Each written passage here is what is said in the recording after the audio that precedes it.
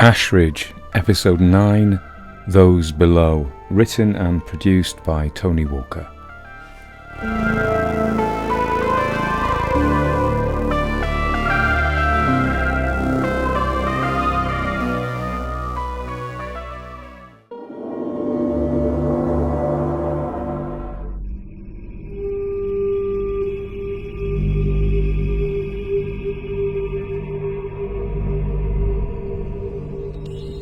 Sheila, wake up.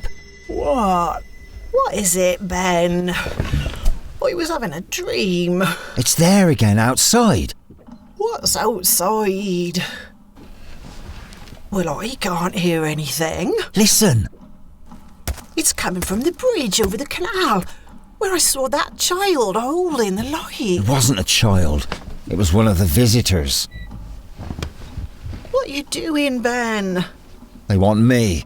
What are you talking about? I've got to get dressed. I've got to go out. What? What are you talking about? It's the middle of the night.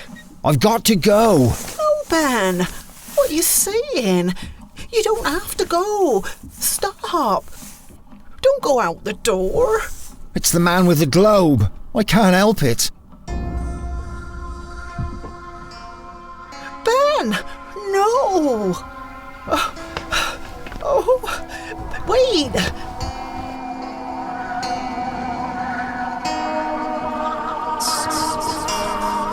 Where? Now? Ben, wait. Where are you going? Hey, you. What are you?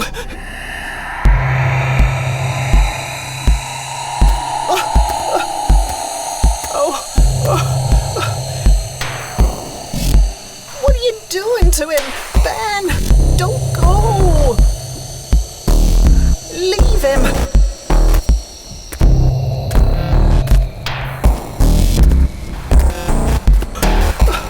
Ben.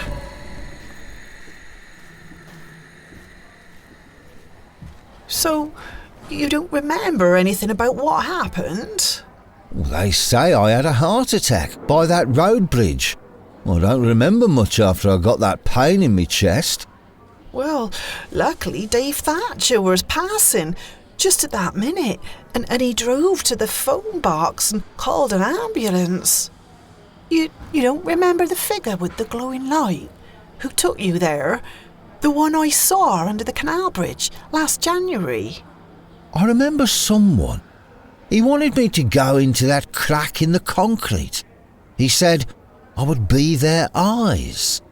I don't know what that means. I had this awful pain in my neck. Yeah, where those red dots were? Oh, hell. They've gone now. You've had them all year, since you went missing last time. Well, I'm glad they've gone. They looked awful. Well, that's one good thing about it, then. Oh, well, you rest, love. The doctor said you should sleep. Or you'll just sit here. I think we should go back to Warsaw. Or you won't be sorry to leave Ashridge. No, let's go home. Back to the Midlands. Yes, let's move the boat. Let's go back. That's right, Babs. We'll be safe there.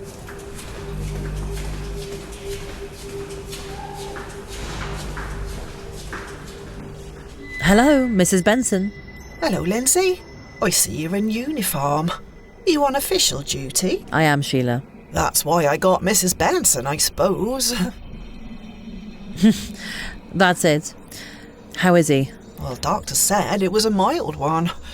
Say he'll be fine. He just needs to rest.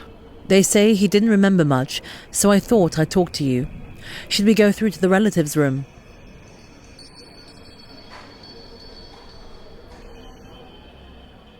So, Lindsay, or should it be Constable Welch, if we're on duty? Lindsay's fine, though if the sergeant turns up, we'd better go official. Well, I must say, the police are taking much more interest this time than when he disappeared last time.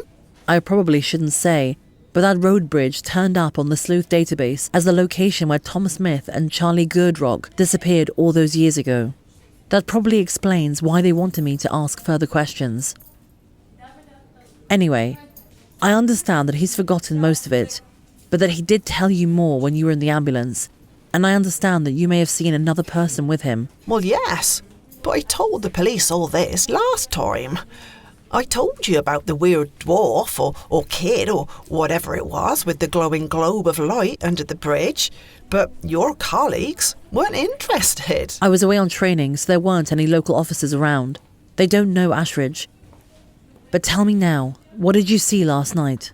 Well, last January, I saw the same person under the canal bridge on our way back from a drink at the Admiral Benbow. He was small, about 4 foot, and wearing something like a motorcycle helmet that was tinted so you couldn't see his face. And it was night. He was holding this luminous ball thing like it was made of glowing gas. And then later on, I think the same person came outside the boat and made Ben go away with him. Ben was later found in Blackie's Wood, near Lindo Pool. But I've said all this. I know, sorry, but what about this time? You're sure it was the same person? Well, how many 4-foot people wearing skin-tight, shiny black clothes and spaceman helmets holding glowing balls of gas do you think there are in Ashridge? Sorry, just asking. I need to get it down for the record, but you're sure it was the same person, even though you couldn't see their face? Yes, Lindsay. So what happened then? Well, this person started walking along the towpath and Ben was following him. He put his hand to his throat as if he was in pain, where he had those red marks that have now vanished. I mean, what do you make of that? So he was walking westwards? Well, I don't know. I suppose. West, towards the cafe anyway. Daisy Dell's cafe? Was there anyone there who might corroborate this? It was 3 a.m. Of course there was no one there. Sorry, Sheila, I just need to ask because my boss will ask me. All right, Lindsay. I understand. And then what? And then they turned up the road and walked along it. There were no cars, before you ask. Nobody would have seen us. The Nudbury Road? Yes. If I hadn't been so terrified, it would have been comic. It was like a carnival procession. The weirdo leading with the light and Ben after him like a zombie and me trying to keep up, yelling at Ben to come back. But he didn't. How far up did you get? You know this, because you know where the ambulance went to. Just for the statement. We walked past the drive to Seymour Hall, and then the next place was Dr. Collins' house, Rosewine Farmhouse, and then they got to the bridge. They stood there, and it was like they were talking, but I couldn't hear the words. It was like they were talking inside their minds. I went to Ben and tried to drag him off, pulling at his arm and crying and hoping someone would drive past. I was swearing at that thing with the light, but they both just ignored me, like they were completely focused on what they were doing. What do you think they were doing? Well, I don't know, but in the ambulance on the way to Nudbury Hospital, Ben was drifting in and out of consciousness, and he was muttering. I'm not sure he knew I was there. What did he say? You know, they say that's one of the entrances into the bunkers. I know. Well, Ben told me in the ambulance, the little man, he called him something. Cuckoo, it sounded like, but like Latin. Well, anyway, this person with the helmet was asking Ben to go into the crack in the bridge, into the bunkers, and he said there was something he had to find down there. And Ben started towards that big crack in the concrete, but then he put his hand to his chest and fell to his knees. He had a heart attack, we then learned. The strain of being under some kind of mind control and him fighting back was too much. Well, that's what I think. I'm just glad he's safe. We're leaving Ashridge. I can't live here anymore. I want to go back to the Midlands. What about this person who was there? What did he do when Ben collapsed? Well, all my attention was on Ben. But when I looked up, that weirdo was gone. I don't know where he went. Then Dave Thatcher drove past. You know, the joiner. He'd been working away and was driving home. I'll be speaking to Dave too. But listen, Sheila, that's great. If I need anything else, I'll get in touch. All right. Bye, Lindsay. Give my regards to your mum.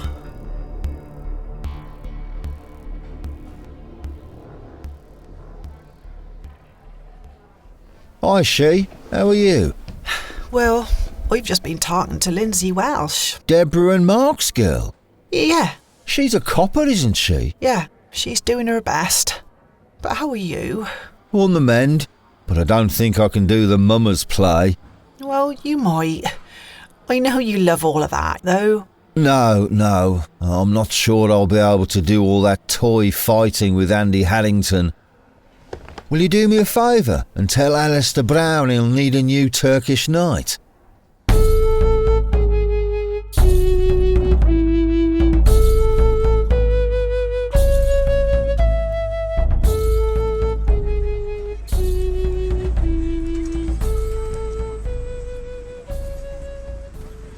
Hello, Paul. Good morning. Anyway, how can I help you? Hello, Rod. I just come with some news. About our friends down below? Yeah. But listen, Rod, I asked you to stop the rabbit man taking the doctor's son, little Aaron Collins, and you didn't. That's not fair, Paul. Really. In any case, it wasn't the rabbit man who took him. It was the visitors. The rabbit man said they would. I know he's all right, but I trusted you when you said you'd stop him. There was nothing I could do about it, Paul. You should be glad it wasn't the rabbit man who took the little boy. If the rabbit man had taken him, he wouldn't have come back. The rabbit man's only remembered him because the visitors wanted to use the little boys to find things in the bunkers for him. You know rather too much, Paul. Who have you been talking to? I listen to the shinners. I hear 'em. They're frightened of the visitors. So they should be. We are in a war between angels and demons, Paul. The question is, whose side are you on? We should be on the side of the angels, Rod. Ha! But who are the angels in this case? Never mind. You had some news for me. There's another one been moving. Another one? One of the shinners? I haven't heard her voice, but she's talking about her. He calls her the bride. He says she's deep down, deeper even than him, right down in the middle of the earth. He says she's climbing up. Even now, she's climbing up. The bride? Does he sometimes call her the queen? Yeah, well, not him, but some of the little ones do. They call her the queen. The rabbit man says she's his bride. Oh, this is Alistair Brown's doing. I told him he shouldn't mess with things that are deep down. He shouldn't be calling them. He thinks he's cleverer than he is. He doesn't know what he's doing. He doesn't know the effects of what he's doing. But he's doing it deliberately, all right. What do you want me to do? Keep your ears open. If you hear any move by the rabbit man, tell me. Especially tell me if you hear how close the bride is to the surface.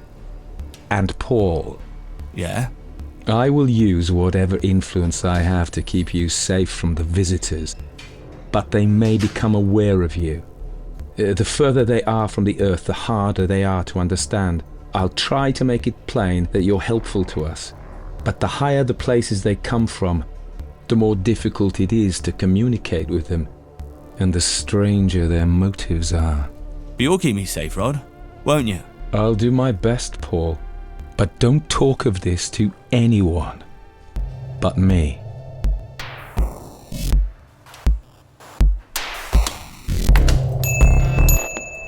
How do, Andy? What brings you to my humble shop? Looking for some D-Ream? No, you wazzock. Make me a cup of tea. Okay. Not exactly overwhelmed with record buyers, as you can see. Yeah, I'm quiet too. Here's your tea. Mel at work today? Yeah, more teeth, gums and abscesses for her. But I wanted to talk to you about Rod Thorne. Our local guru. Sure. Yeah, look at this. Student thing. Lancaster University Alumni Annual for 1995. A bit specialist. Yeah, but look there. Under that headline, well-loved professor will be sadly missed. Let me read it. Well, what the hell does that mean? Did you read it properly? Yeah. We sadly report the death of Professor of Comparative Religion, Roderick Thorne, who was killed in July when the car he was driving ran into a concrete bridge support on the A6 near Goldgate. Professor Thorne was appointed to the chair of Comparative Religion in 1987 after previously being at McGill in Toronto, after starting his career at Warwick University. Professor Thorne was known for his work comparing contemporary reports of alien abduction with historical accounts of abduction by fairies. So, who is our Rod Thorne? This can't be the same one. Must be a different bloke. Though, that picture does look like him, taking into account that it's from years ago. How many ex-professors of comparative religion at Lancaster University called Rod Thorne do you think there have been over the past 5 or even 20 years? But that Rod Thorne crashed into a road bridge and died in 1995. 3 years ago. So, the Rod Thorne who lives in Ashridge isn't the same Rod Thorne. That's obvious. Yes, it is obvious. They're not the same man. So who is our Rod Thorne? He's a copy. The best they've ever done. Say what? A copy? What are you talking about? Yeah, I don't actually know, mate. I don't actually know.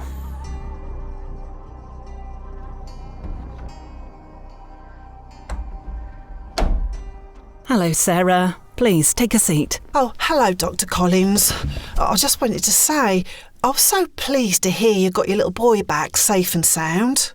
Thank you, Sarah. It was rather an ordeal, but he's back now. Well, did he say why he went out? No, Aaron doesn't talk much. I can understand him, but he's shy too, so he generally doesn't talk if he doesn't have to. No, oh good. Well, at least he's back. Yes. And how can I help you today? Well, it's rather embarrassing. Tell me a bit more. Well, I've got a problem down below, if you know what I mean. Best if I take a look. If you go behind the screen and take your clothes off. Just the bottoms, and lie on the couch. OK, right.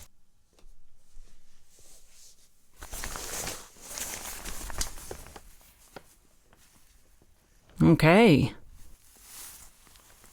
Well, it does look like there is something. I'll take a swab and send it to be cultured. In the meantime, I'll give you some general antibiotics, just in case. Once we get the lab results back, I'll be able to give you something more targeted if it hasn't gone away by then. However, in these cases, we do need to take history. I'm really sorry this has happened to you, Sarah, but you're not the first, sadly. No? And I know it's not professional of me to say anything, but men are such beasts sometimes. Not all of them, of course. Well... We'll have to have a list of Richard's contacts too, presuming there is more than one, which, unfortunately, in these cases, there often is. Well, it can't be Richard. We just don't, you know. And I'll take some bloods, and we better have a pregnancy test too. I'm sorry to say that, but we wouldn't want anything of that kind to happen. There is counselling, but there's a bit of a waiting list, so I think we shouldn't delay. I feel so dirty about it. It's not your fault, Sarah. Don't ever blame yourself. How could it be your fault? Well, because it is. No, you're very much the victim here, Sarah. Never forget that.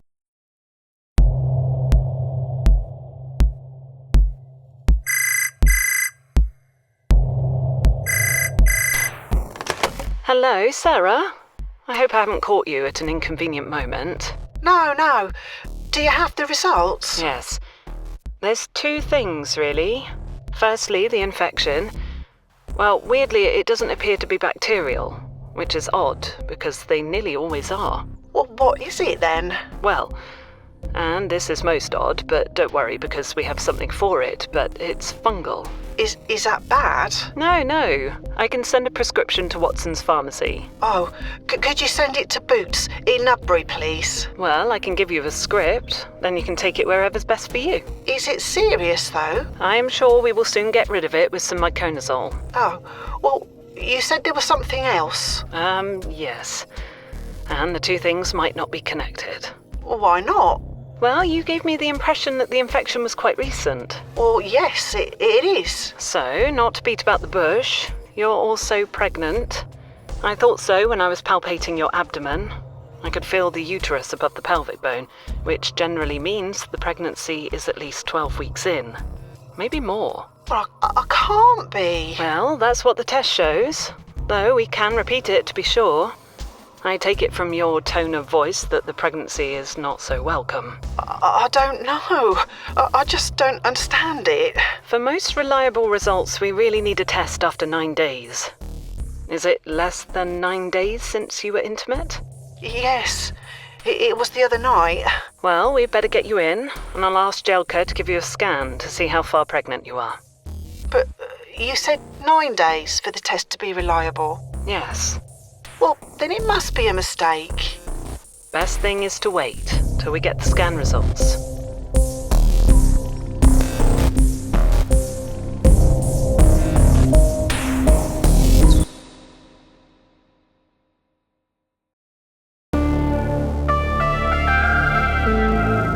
That was Ashridge Episode 9, Those Below, written by Tony Walker.